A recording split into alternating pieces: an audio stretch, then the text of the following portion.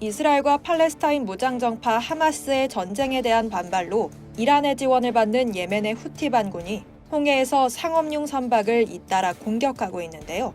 이번 공격으로 의외의 국가가 피해를 보고 있습니다. 바로 중국인데요. 중국의 자동차 수출은 물론 석유가스 수입까지 운송 비용 증가라는 악재에 휘말렸습니다. 그동안 중국은 하마스를 테러 조직으로 인정하지 않는 등 친팔레스타인 행보를 이어왔지만 이번 공격으로 적지 않은 피해를 받게 된 셈입니다.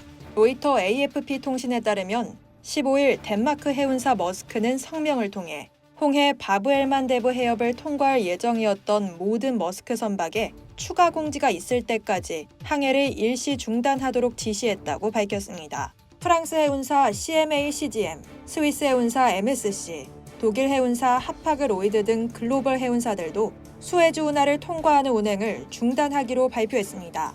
중국 자동차 제조협회의 최신 데이터에 따르면 중국 자동차 제조업체들은 1월부터 10월까지 390만 대 이상의 차량을 해외로 출하했는데 이는 전년 동기 대비 거의 60% 증가한 수치입니다.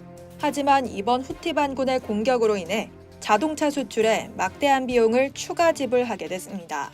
중국의 글로벌 타임즈에 따르면 중국 선박이 수에즈 운하를 우회해 희망봉과 같은 경로를 선택하게 되면 유럽 항구에 도달하기까지 약 10일이 더 소요됩니다. 중국 경제 전문지 차이신에 따르면 중국이 자동차를 유럽으로 수출하는 데 2주 이상 시간이 늘어날 것이며 비용 또한 20% 증가할 것이라고 중국 시장정보기관 CIB 리서치의 왕정청 연구원의 발언을 인용해 보도했습니다. 뿐만 아니라 선박 보험료, 보안 비용 등 기타 비용도 크게 늘어날 것이라고 왕정청 연구원은 덧붙였습니다. 그러나 중국에서 자동차를 수출하는 많은 회사는 희망봉을 선택하는 것 외에는 다른 방안이 없습니다. 그들이 사용하는 해운 선사가 이스라엘의 레이카 캐리어이기 때문입니다. 중국 초상은행 연구소의 2022년 12월 보고서에 따르면 2021년 11월 기준 레이카 캐리어는 연간 총 35만 5천 대의 차량을 운송할 수 있는 자동차 운반선을 총 57대 보유하고 있습니다.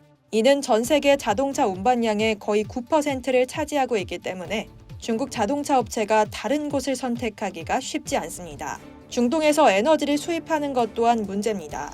지중해와 인도양을 연결하는 홍해는 매일 수백만 배럴의 석유가 이송됩니다. 이는 전체 해상 석유의 9%를 차지합니다.